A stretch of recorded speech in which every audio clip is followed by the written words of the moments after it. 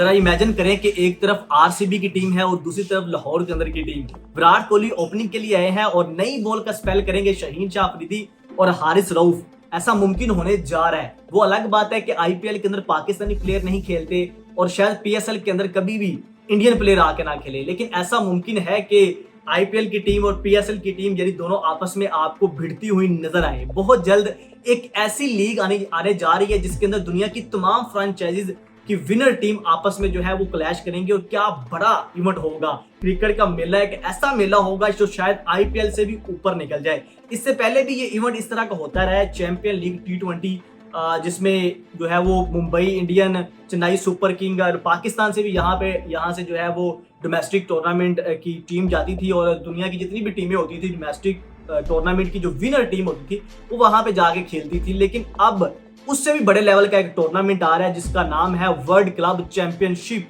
ये होने जा रही है जिसके अंदर आपको आईपीएल की विनर यानी आरसीबी और लाहौर के अंदर की टीमें आपको वहां पे खेलती हुई नजर आएंगी और 2026 के अंदर ये इवेंट होने जा रहा है। जैसे फुटबॉल के अंदर होता है ऐसे ही एक क्रिकेट के अंदर एक ऐसा बड़ा इवेंट आ रहा है जो मतलब दुनिया की सारी जो लीग है उसका चार्म कम हो जाएगा और इस लीग का चार्म बहुत ऊपर चला जाएगा। इससे पहले जो होती थी लेकिन 2015 में इसको बंद कर दिया गया था जो क्योंकि उसकी सबसे बड़ी वजह ये थी कि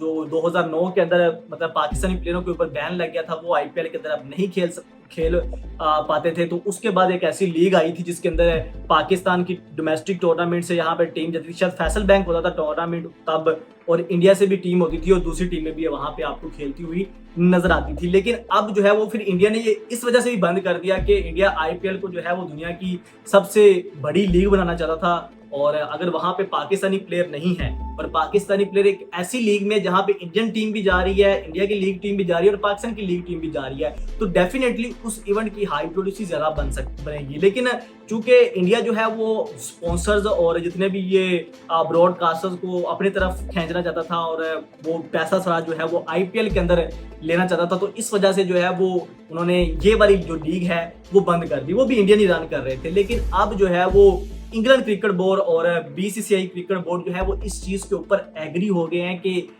वर्ल्ड जो है वो क्लब चैंपियनशिप को वापस लेके आया जाए, जिसके अंदर पीएसएल की टीम भी होगी, यानी PSL, IPL, south Africa league, उसके बाद आईएलटी, दी 100 लीग, बांग्लादेश प्रीमियर लीग और श्रीलंका की लीग, जितनी भी दुनिया की जो लीग है 8 से 10 टीमें जो है वो इसके अंदर जो लीग है बड़ी वो पार्टिसिपेट करेगी। उनकी जितनी भी जो फ्रेंचाइजीज होंगी यानी जो लीग है क्रिकेट लीग है उनकी जो विनर टीम होगी वो आपस में जो है वो क्लैश करेंगी और ये जो है वो वर्ल्ड कप चैंपियनशिप का। अच्छा, इसमें पहले ये प्रॉब्लम इसको बंद करने की ये भी थी कि वहां पे स्पॉन्सर्स जो है वो इतने ज्यादा नहीं आ रहे थे क्योंकि आईपीएल के अंदर जाते थे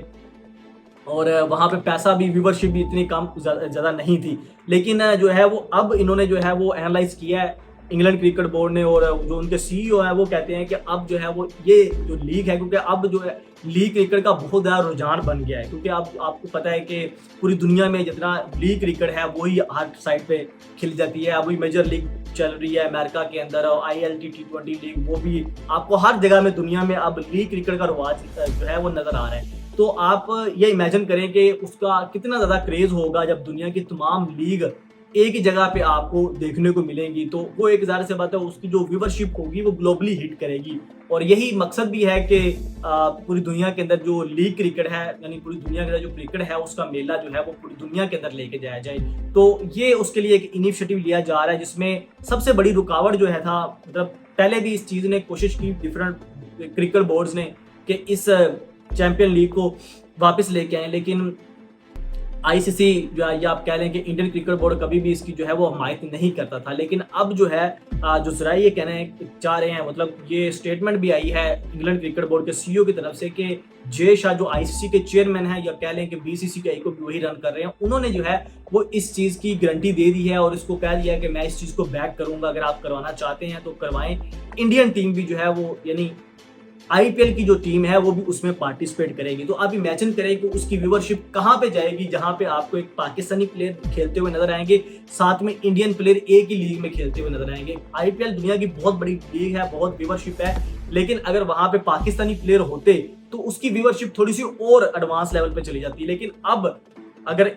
पीएसएल की टीम वहां पे खेल रही है और आईपीएल की टीम वहां पे होगी। डेफिनेटली हर साल जो है वो डिफरेंट फ्रेंचाइज जीतेगी या कोई सेम भी जीत सकती है। तो उसमें कभी बाबर आजम भी आपको देखने को मिल सकते हैं, कभी शहीन शाह अफरीदी आपको उस टीम के अंदर देखने को मिल सकते हैं। इधर आपको रोहित शर्मा, विराट कोहली जो है वो वहां पे उस लीग के अंदर आपको खेलते हुए नजर आएंगे। तो उसकी व्यूवरशिप जो है वो अब जो है वो जरा ये कह रहे हैं कि उसकी कुछ डिफरेंट लेवल के ऊपर चली जाएगी। तो इस वजह से उसमें पैसा भी बहुत ज्यादा इन्वॉल्व होगा और उसको जो है वो एक फुटबॉल की तरह जो है वो रिकॉग्नाइज करवाने की कोशिश की जा रही है पूरी दुनिया के अंदर। तो ये एक बड़ा टूर्नामेंट आ रहा है और मुझे मेरा बिलीव ये है कि अगर ये टूर्नामेंट वाकई ही आता है तो इसका एक फायदा भी होगा और एक नुकसान भी होगा। फायदा इसका ये होगा कि इसकी जो व्यूवरशिप है